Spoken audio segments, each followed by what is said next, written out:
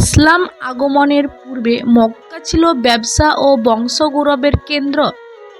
কুরাইশ বংশের মানুষরা বাণিজ্যের মাধ্যমে আরব জুড়ে পরিচিত ছিল। এই সমাজে একজন নারী হয়েও যিনি সম্মান, সম্পদ ও প্রজ্ঞায় সকলের শীর্ষে অবস্থান করতেন, তিনি ছিলেন হযরত খাদিজা বিনতে খুলাইদ। তিনি ছিলেন অত্যন্ত ধনী কিন্তু অহংকারী নন, সম্ভ্রান্ত কিন্তু দম্ভহীন। মানুষ তাকে ডাকত তাহিরা, তো পবিত্র নারী। বহু প্রভাবশালী ব্যক্তি তার সঙ্গে বিবাহে আগ্রহী হলেও তিনি কাউকে গ্রহণ করেননি, কারণ তিনি কেবল সম্পদ নয়, চরিত্রকে মূল্য দিতেন।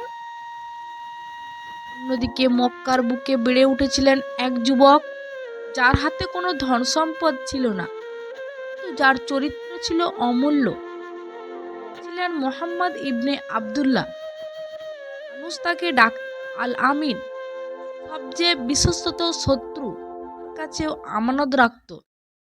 তিনি মিথ্যা বলতেন না, কারোর সঙ্গে প্রতারণা করতেন না। তার এই সততা ও নম্রতা ধীরে ধীরে মক্কার মানুষের হৃদয়ে গভীর ছাপ ফেলেছিল।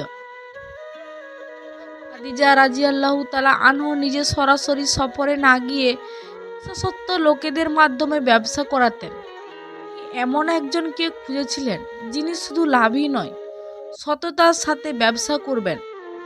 মুহাম্মদ সাল্লাল্লাহু আলাইহি ওয়াসাল্লামের খ্যাতি তার কানে পৌঁছালে তিনি গভীরভাবে ভাবলেন, এই যুবকের চরিত্রই আমার ব্যবসার প্রকৃত রক্ষাকবচ হতে পারে।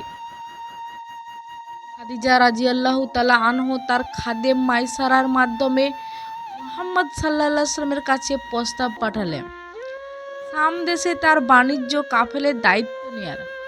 মুহাম্মদ সাল্লাল্লাহু আলাইহি ওয়াসাল্লাম বিনীতভাবে সম্মতি দিলেন।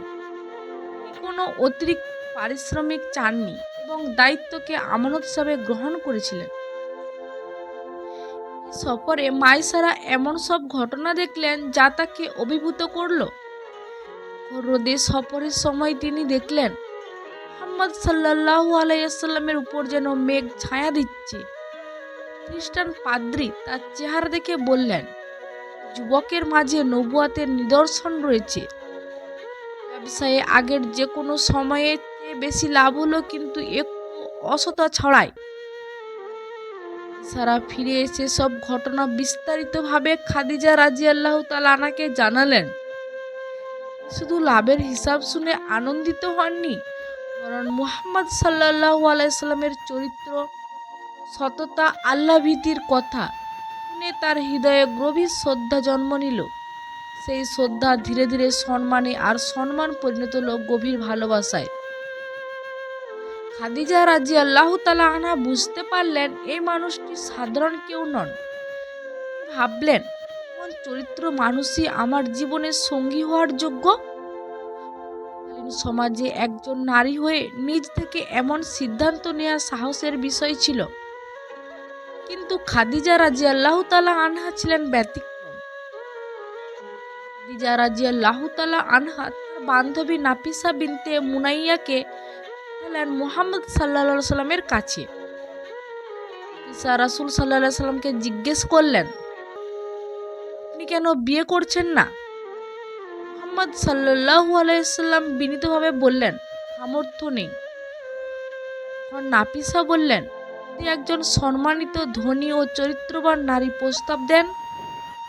তিনি নীরব হলেন, আর সেই নীরবতাই সম্মতির ভাষা হয়ে উঠল।